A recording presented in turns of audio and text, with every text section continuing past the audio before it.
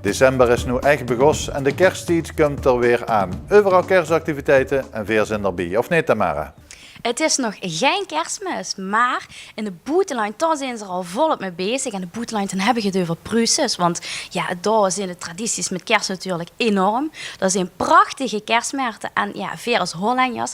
We gaan het daar natuurlijk ook opzoeken en daar is het prachtig. Kijk even met ons met. Ik möchte euch vragen, seid ihr gut drauf? Hier in Greefraad, net in zo wiet van Venlo, ligt Openluchtmuseum Dorenburg. Deze toch al bijzondere locatie is in de eerste 2 weken van de advent omgetoverd tot kerstmarkt. Maar dan heel duidelijk in middeleeuwse sferen. Geurtelevisie hebben we nog niet, maar je kunt zich wel voorstellen welke heerlijke geuren de hier tegemoet komen. Duitsers en eten, het blijft een wonderlijke combinatie. Binnen de muren van het middeleeuwse kasteel gaat ze volledig terug in de tijd, met aaien ambachten en spelkes uit vergangene tijden. So, mal gucken, der entscheidet sich manchmal nicht ganz so schnell. Das war eine schnelle Entscheidung. Wer hat denn auf die Stellung gesetzt? Du hast auf die Stellung gesetzt. Da war ja schon drin, es zählt natürlich schon. Alle anderen, die mitgemacht haben, bekommen so ein kleines Steinchen. Und du bekommst gleich noch deinen Gewinn. Toch is ook dit niet alleen een groot openluchtspel. Tientallen kruimkes werden bemand door eenzelfde aantal kunstenaars.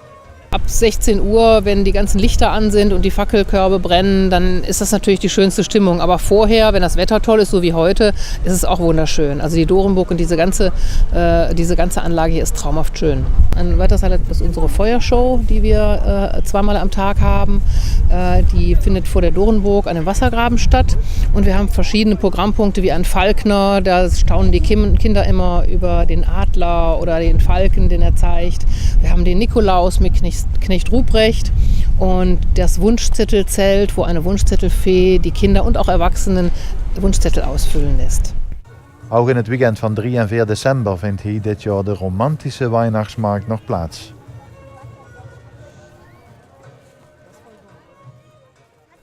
Nu we toch bij Venlo over de Peul zijn gegaan, kunnen we vanuit kasteel Dorenburg ook nog even langs in Vierze. Want midden in het dorp staat een kerstboom. Ja, hoe niet, zou ze denken. Maar met deze boom is wel iets bijzonders aan de hand. Afgekeken van een Amerikaanse traditie hebben ze iets bijzonders in gedachten gehad hier in Vierze. Een kerstboom die ronddraait. Wir haben mit mehreren zusammengesessen und haben uns über die amerikanischen Weihnachtsverhältnisse unterhalten und ein Kollege von mir hat gesagt, das können wir viel besser. Het gevolg, de grootste roterende kerstboom van Europa staat nu in Vierze. En daar was dus heel het werk voor nodig. Das habe ich mit meinem Freund zusammengebaut. Mein Freund ist Webmeister, ich bin Fleischermeister, habe eigentlich gar keine Ahnung davon. Aber mein Freund gehört zu der Sorte Leute, wir gehen mal über den Parkplatz, finden eine Schraube und ein Stück Draht und dann bauen wir eine Maschine. Het gevaarte om zo'n grote boom te laten ronddraaien bleek toch wat kostbaarder dan gedacht. En dus werden er activiteiten rondom de boom georganiseerd. De belangstelling voor de boom werd echter zo groot dat er geld verdiend werd. En dat gaat naar een goed doel.